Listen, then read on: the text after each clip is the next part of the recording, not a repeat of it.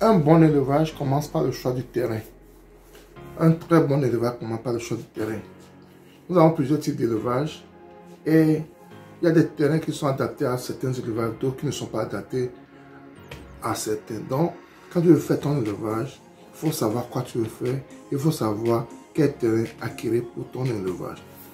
Mais des fois, malheureusement, on ne fait pas ces calculs, on ne fait pas ces choses et on achète le terrain. Et surtout les gens qui sont en diaspora, ils envoient de l'argent, on achète le terrain. Et ils commencent leur projet et à la fin, ils se rendent compte que ce terrain n'est pas très bien adapté à leur projet. C'est plus ou moins l'erreur que j'ai eu à faire également. J'ai acheté un terrain où je pratique l'agriculture, l'élevage, tout l'élevage. Mais il y a une partie qui est un peu à fond, une partie qui est vraiment sec, qui est bon. Mais le coin, il fait vraiment froid là où j'ai mon terrain. Ça fait que, comme j'essaie de faire les moutons du Sahel, ça agit sur leur production.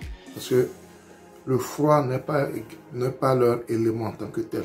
Et en plus de ça, j'ai eu à construire mon enclos comme si j'étais vers les pays du Sahel. Ça pesait sur moi. Je suis obligé de refaire mon enclos.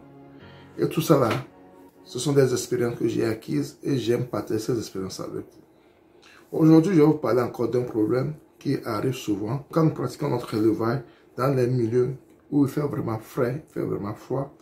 Et qu'est-ce qu'on peut faire pour éviter cela? Et je vais partager également mon expérience par rapport à ce phénomène. Sans plus tarder, passons au vif du sujet après le générique.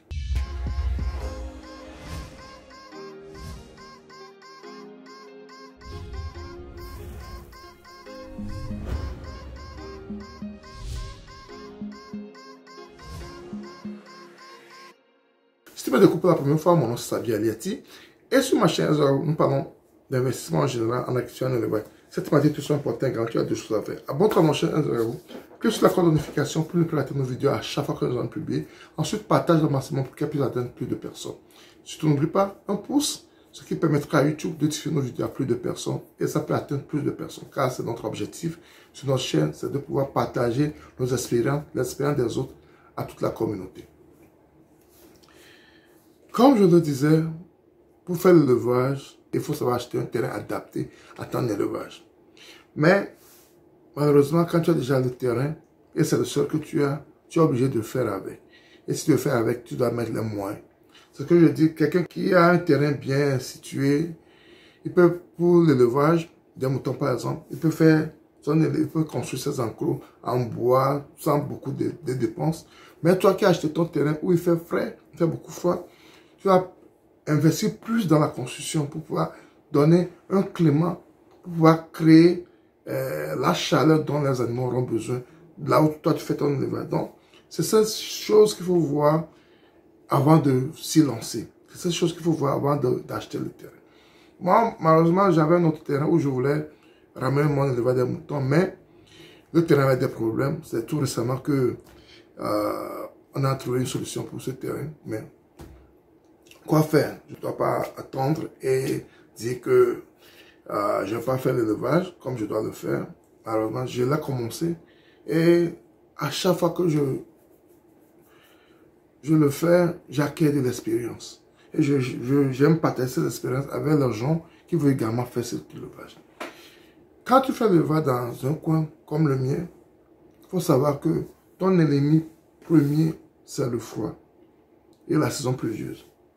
Le froid et la saison pluvieuse, c'est ton ennemi.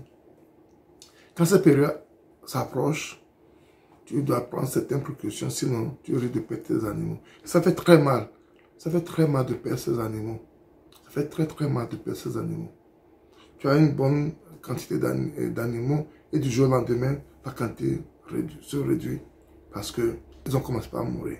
Et ça nous arrive des fois. Et maintenant, avec les observations, avec les analyses, nous avons trouvé une solution qui nous permet de prévenir cela. À chaque début de saison pluvieuse, on a fait un traitement. On a fait un traitement obligatoire pour pouvoir mettre ces animaux en état. Et même si ça vous attaque, il faut trouver un traitement rapide pour pouvoir les maintenir en forme et en vie. Donc, c'est ce que nous avons appris par expérience et j'aimerais partager ça avec vous pour que si tu as un terrain dans un coin comme ça, ce qu'il faut faire pour préserver tes animaux, ce qu'il faut pour sauver tes animaux. C'est important de faire en début de saison pluvieuse. Il faut donner des antibiotiques injectables. C'est un traitement que tu vas faire sur 3 jours. Et tu fais ce traitement sur 3 jours. Ça te permet d'éviter beaucoup de choses. Un traitement que tu fais sur 3 jours. C'est ce qu'on a fait. C'est ce qu'on a fait. Ça nous aide maintenant. Donc, il y a l'antibiotique injectable. Il y a les vitamines injectables. Et puis, il y a les vermifuges pour les vers intestinaux. Donc, il faut faire cela. Et en plus, quand tu finis de faire cela, il faut faire en même temps le déparasitage externe. Il faut faire en même temps le déparasitage externe. Et ça permet à tes animaux de pouvoir passer cette période.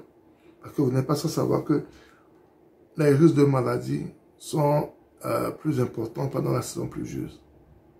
Les risques de maladie sont plus importants pendant la saison pluvieuse. Également parce que pendant la saison sèche, ou bien quand vos animaux vont brouter, ils laissent les déchets sur le pâturage. Et des fois, il y a certains vers qui passent la saison sèche et en saison pluvieuse, surtout dans le début de saison pluvieuse,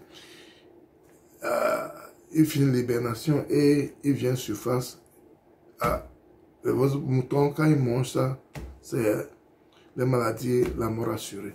Donc, c'est très important de faire ce traitement quand vous habitez dans une zone où il fait vraiment froid.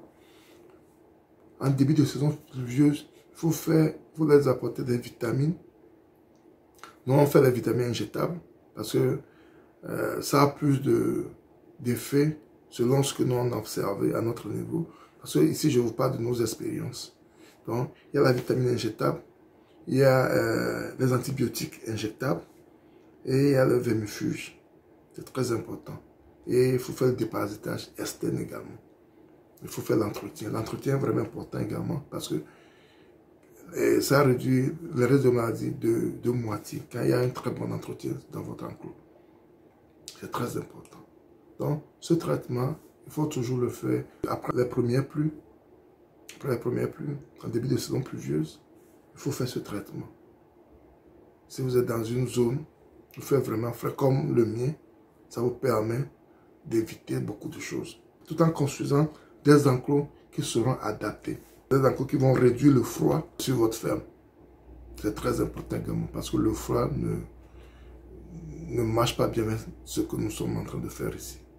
Donc, aujourd'hui, j'ai voulu partager cette expérience personnelle avec vous pour pouvoir vous aider parce que je sais que je ne suis pas isolé.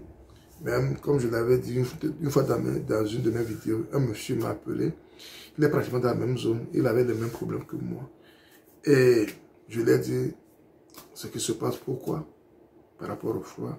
Et aujourd'hui, j'ai envie de faire cette vidéo pour pouvoir aider quelqu'un également qui est dans le besoin, qui est dans le même problème, pour pouvoir s'en sortir. C'est très important.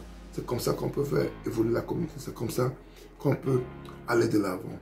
Et si tu aimes la vidéo, ne la garde pas pour toi seul, parce qu'elle est très importante. Elle peut sauver des fermes. Partage-la autour de toi. Et si tu n'es pas encore abonné à notre chaîne Ezogou, abonne-toi à notre chaîne Ezogou. Clique sur la cloche de notification pour ne plus rater nos vidéos à chaque fois que nous en publions. Un pouce également, ce qui va permettre à YouTube de diffuser nos vidéos à plus de personnes. C'était Sabi. À la prochaine. Bye bye.